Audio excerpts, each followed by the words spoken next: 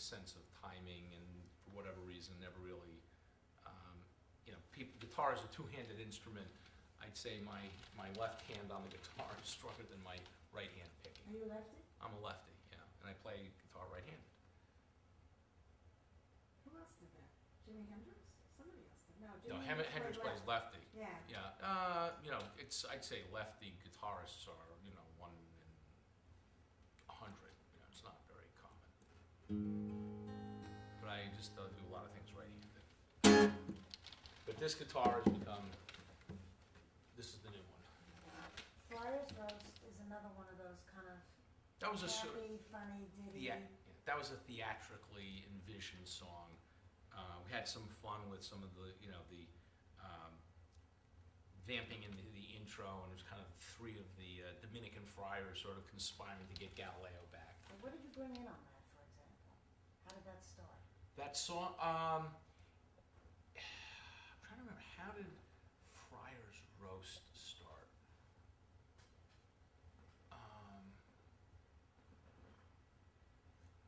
Well, there's a famous part of the story of Galileo, is what happened to a scientist philosopher by the name of Giordano Bruno, who was burned at the stake in the Campo de Fiore in Rome purportedly for his Copernican views that the Earth was not the center of the universe, but the sun was.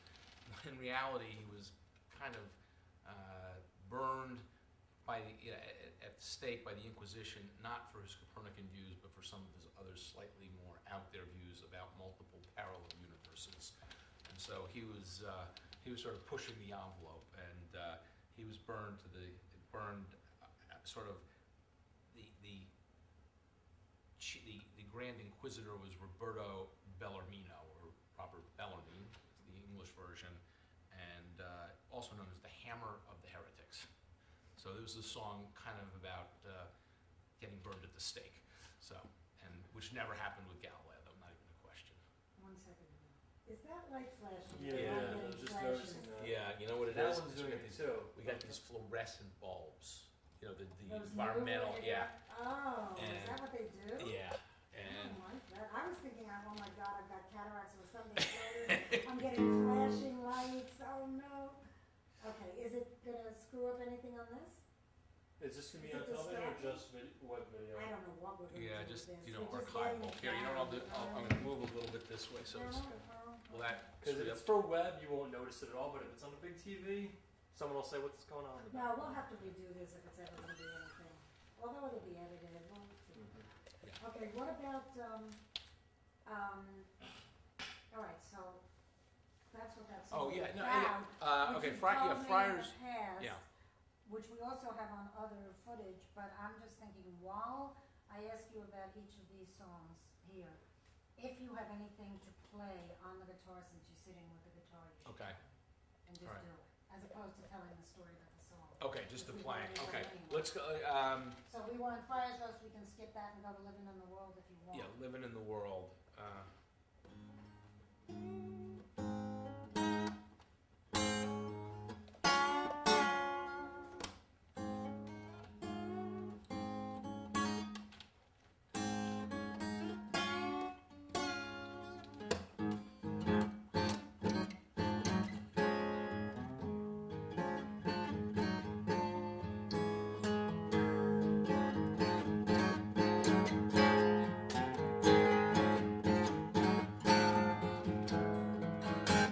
So that was kind of that, somewhat inspired by that George Harrison-y kind of, sitar sound.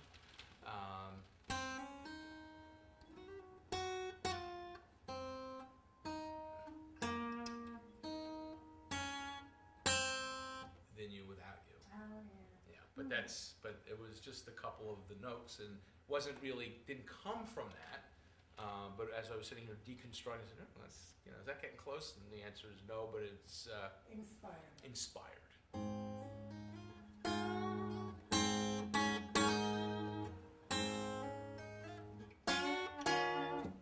Really have to do it on an electric guitar to get the right sound, but that's sort of the basic sound. Natural Order, is another one of those more sort of theatrical. Theatrical, early phase. So Natural Order, On the Moon, Glass Blowing Craftsman, Right, Faith of Truth and Reason, which is the next one. yeah, were done more in that what I call phase one, that were more, more theatrical. Well, when you brought Faith of Truth and Reason, was that sort of soul, Motown-y kind of thing there already, or that evolved with the arrangement? It really evolved with the arrangement, and Alan kind of said, I can hear the Motown. So we did kind of bring it in. It really started with a more traditional sound. Do you remember? Oh God, no. No. I'd have to sit Too down. early, okay. It's too, no. I mean, it's the kind of thing when Alan gets here, But it was the thing- phase one. Oh, it was phase one. Yeah. No, Faith of Truth and Reason was phase one. Last Kiss. Last Kiss was phase 0, phase 1, phase 2, and that was, that was really sort of the most challenging song for me. Both, lyrically, probably the most complex in terms of the guitar, the guitar work itself. The voicings are very different. It had that weird 9/8 time change in the bridge. But we finally got it, and I have somewhere around here. When we finally finished the song, I think Alan, when we burned the master, I think he signed. He said 5 years later with an exclamation point. I had to find the disc. It took 5 years. I was like, we're on this song for 5 years. But but it's one of the best songs, though, I think. Yeah, it's a good song. It's a strong ballad. It yeah. really is. Yeah. City of God. That's a very sort of rock, Yeah, rhythmic.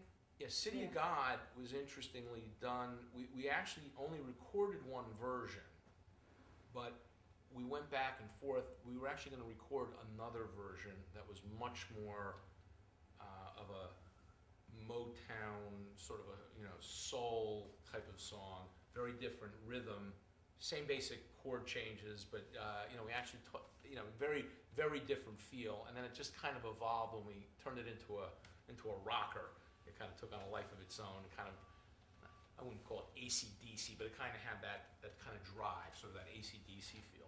I would call it an AC/DC feel, but you don't remember any of the early riffs or anything that you wrote? From my perspective, Stargazer came about. It was really a two unrelated step process for Craig. The first step was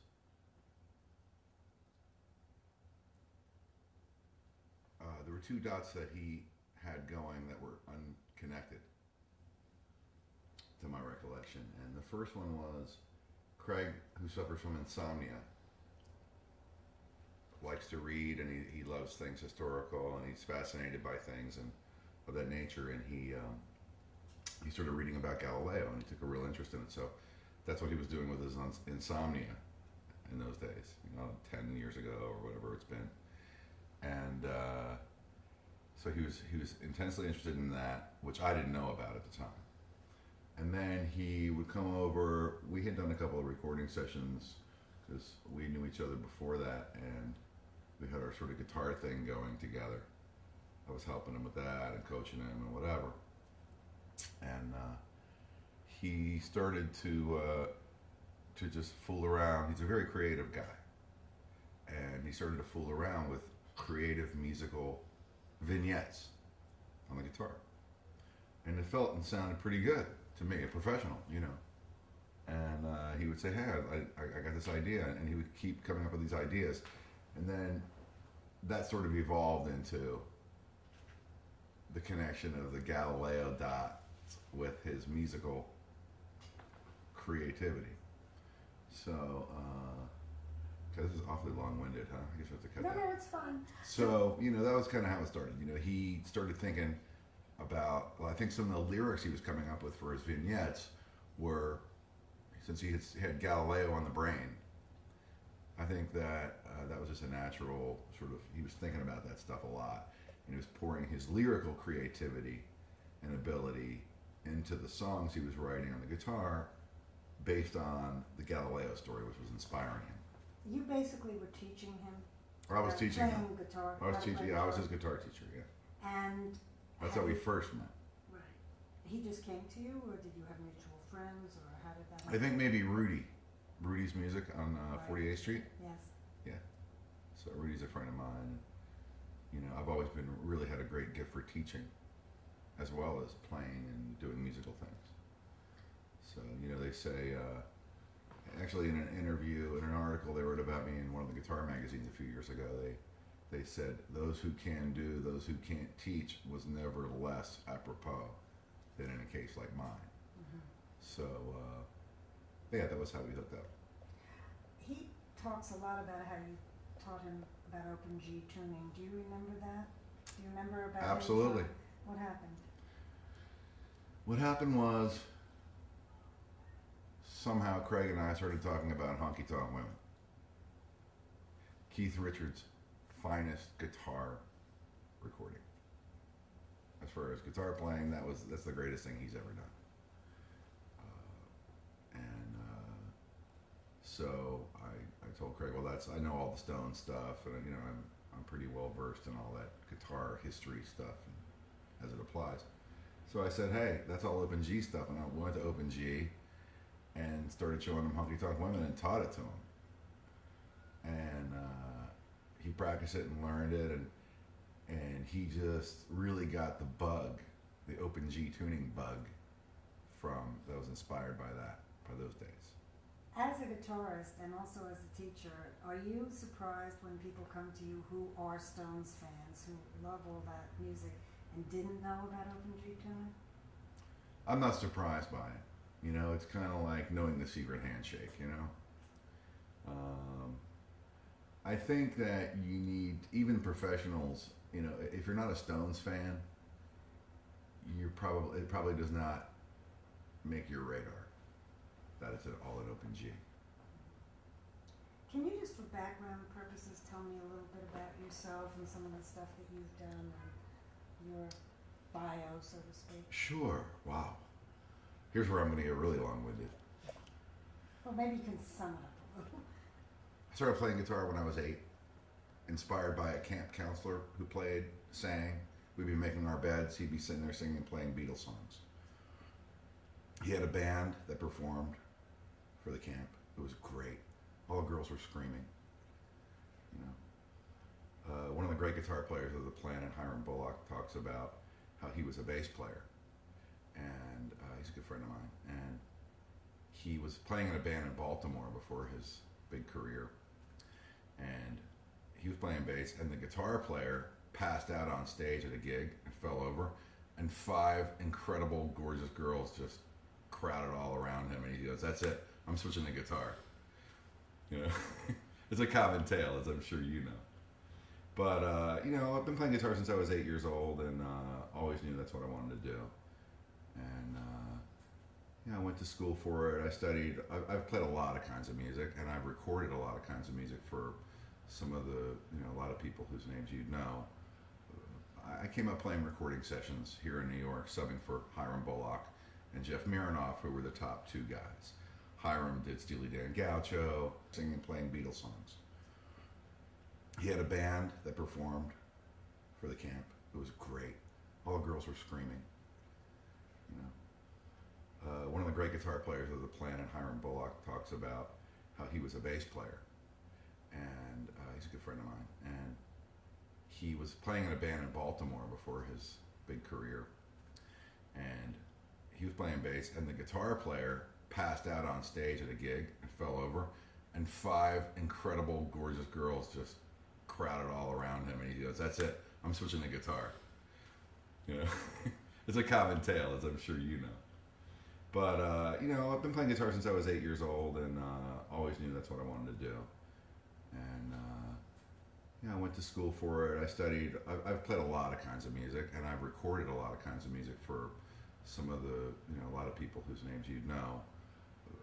I came up playing recording sessions here in New York, subbing for Hiram Bullock and Jeff Mironoff, who were the top 2 guys. Hiram did Steely Dan Gaucho. Jeff did Midnight Train to Georgia, Gladys Knight. So these guys have rich history. Hiram was the first guitar player on the Letterman show. So those guys really took me under their wing and started sending me on sessions, movies,